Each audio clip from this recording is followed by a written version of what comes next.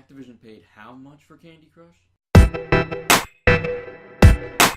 Late Monday, Activision confirmed that it would purchase King Digital Entertainment, the studio responsible for Candy Crush Saga, Candy Crush Soda Saga, and many other successful mobile titles, for $5.9 billion. Well, why did Activision pay $5.9 billion for Candy Crush and other mobile games from the developer? Although $5.9 billion may sound like a lot of money for a company which hasn't developed that many successful games, when you look at the numbers, it does make a lot of sense for Activision to purchase King Digital Entertainment. To put this in comparison with other major purchases recently, Disney paid $4.05 billion for Lucasfilms, Microsoft paid $2.5 billion for Minecraft, Facebook paid $2 billion for Oculus Rift, Amazon paid $970 billion for Twitch, and EA paid $750 million for PopCap, which developed Plants vs. Zombies and Bejeweled and other popular mobile titles.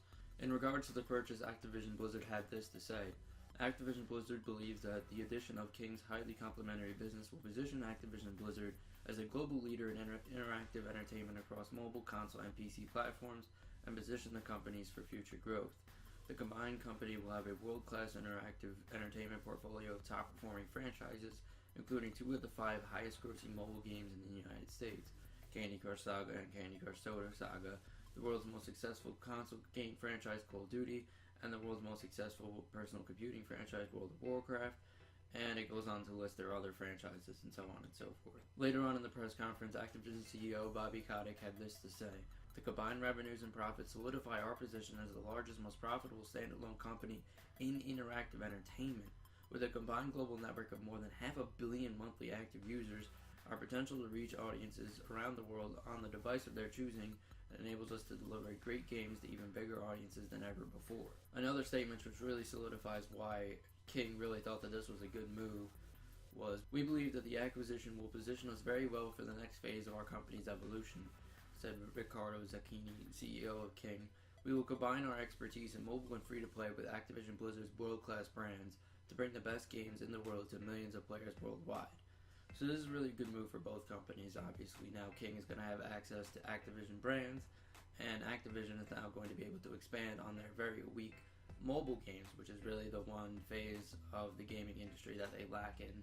So I think that both companies are going to get something out of this deal, and I think that's why Activision was willing to give up a pretty penny for King Digital Entertainment. As far as how Activision is going to get their money back from King, Candy Crush alone accounted for $1.33 billion of revenue in 2014. Just that game alone. Obviously they have lesser known titles, and they have Candy Crush Soda Saga, which obviously makes probably close to that in revenue each year.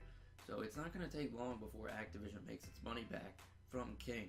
Even though it's just like, we're buying one game, you're really getting a lot of revenue from that one game, and the potential to expand into mobile further than Activision already has.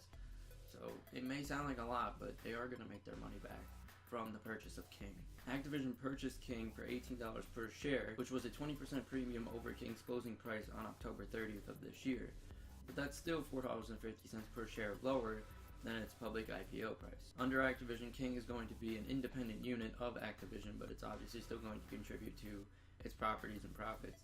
And its senior executives will sign long-term employment contracts of terms that are very similar to those used during Activision's purchase of Blizzard back in 2008.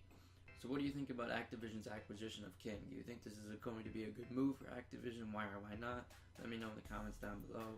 If you're not already subscribed to GreenbergGaming, I highly recommend you do. We got great gaming videos and news videos up every week, including unpacking videos, let's plays, and more. And you can always leave a suggestion for me if you want to see a video down in the comments below. But as always, thank you so much for watching. If you like this video, click that like button and subscribe if you want to see more. Thank you so much for watching, and enjoy the rest of your day.